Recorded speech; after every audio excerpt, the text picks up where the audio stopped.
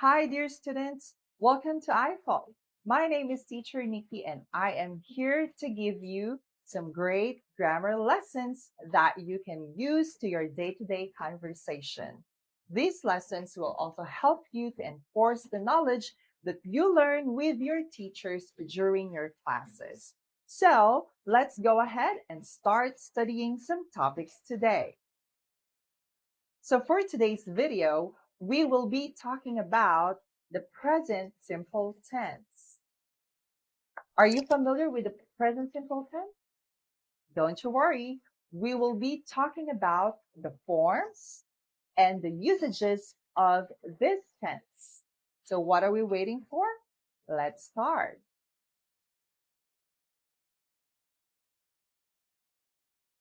So now let's discuss the forms of the simple present tense. So when making the present simple tense, we start with the subject, with your verb, then the rest of the sentence. Okay, again, subject, verb, and the rest of the sentence. Now, one special thing that you have to remember with present simple tense is knowing your subject. So we have two types of subjects. We have the singular subject and the plural subject. So singular subjects means that there is only one subject we are talking about. Remember, singular subject only means one. Now, for present simple, if your subject is singular, you have to add s or es to your verb. Again, singular subject, add s or es to your verb. So subject plus a verb with s or es. So let's have some examples for our singular subject. Now, she eats banana. She eats bananas. So in this case, she is your subject, which is singular, only one. That's why we add s, eats, with your verb. Okay, another example, Nikki loves volleyball. Nikki loves volleyball. Nikki is my subject and it's singular. Now I just have to add s with my verb love, loves. Okay? Now, when we are talking about plural subjects, it means that you have two or more subjects in your sentence. What does it mean? Two or more people or things that you are talking about in your sentence. So if your subject is plural, then you don't have to add s or es to your verb. Again, plural subject, verb, no s, no es. Okay? Some examples for our plural subject. They love football. They love football. They is your subject and it's plural. So therefore, you don't have to add s to your verb love. So that's why it's love. They love football. What else? Jim and Martha love cooking. Jim and Martha love cooking. Jim and Martha are plural subjects, therefore you don't have to add s or es to your verb.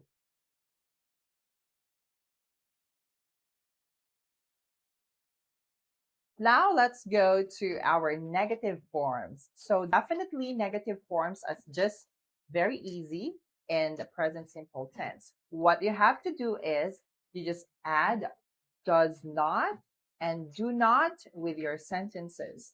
Okay, so your subject, do, does not, and then your verb in base form. So the special rule here is if you are using do and does in your sentences, you only use the base form of your verb. Okay, do, does, not, and then base form of your verb. So subject, do, does not, plus verb in base form. That is your negative form of the sentence. Now, if your subject is singular, we have to use does not. So, singular subject, does not, and then verb base form. Singular subject, does not, verb base form. Example, she doesn't cook well. One more time, she doesn't cook well. So here, she is your subject. So we use doesn't. And then cook because we have does. Cook in base form. Another, she or he doesn't play football very well. He doesn't play football very well. So he is your subject. So we use doesn't and then play in base form. All right. Now, when we have plural subject, so we use do not or don't. So plural subject, don't, and then verb in base form. Plural subject, don't, and verb in base form. Example, they don't walk to school. Again, they don't walk to school. They is your subject, don't, okay, is your verb here, and then we use a verb in their base form. So they don't walk to school.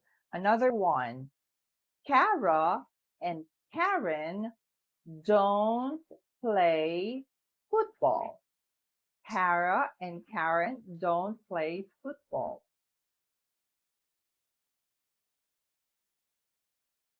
Let's talk about the question form.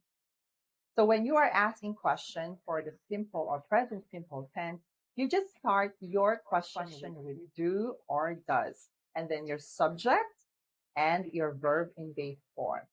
Do, does, subject, and then base form. Again, you have to look at your subject if it's singular or plural. So if it's singular, you start with does. Does, singular subject, and then verb in base form. And if it is in plural, then you have to use do.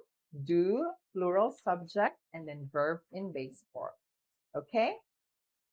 So some examples here.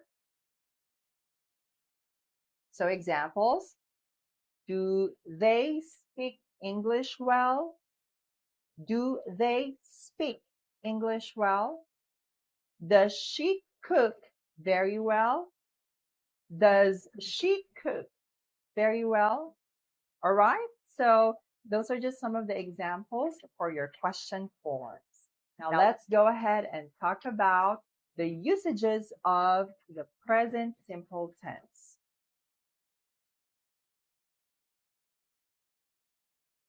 So let's talk about the usages. For the first one, we use the simple present tense when we talk about facts, or at least we believe that that is a fact, okay? Fact or true information. So like, for example, she is a volleyball player. You live in Israel. They are students. So all of these are in simple present tense because they are facts. Another usage of the simple present tense is when we talk about habits or routine. So when we say habits or routine, these are the actions that we regularly do or they happen every time. So when we talk about actions that happen every time or habits or routine, so we use the simple present tense. Let me give you an example. We go to school every day. So every day it happens. So we use the present or the simple present tense. Another, we eat dinner every night. We eat dinner every night. We visit our grandparents every weekend. So mastering the simple present tense will help you in talking about facts and actions that are happening regularly. So I want you to please keep on practicing learn the forms that we talked about, and the two common usages of the simple present tense. So if you want to learn more lessons with us, I encourage you to visit our website and please subscribe to our classes. So there are so many teachers here that will really help you to improve your skills in speaking and other skills in English. So I'll put the link of our website here, and I hope to see you in our classes. Thank you so much and have a great day.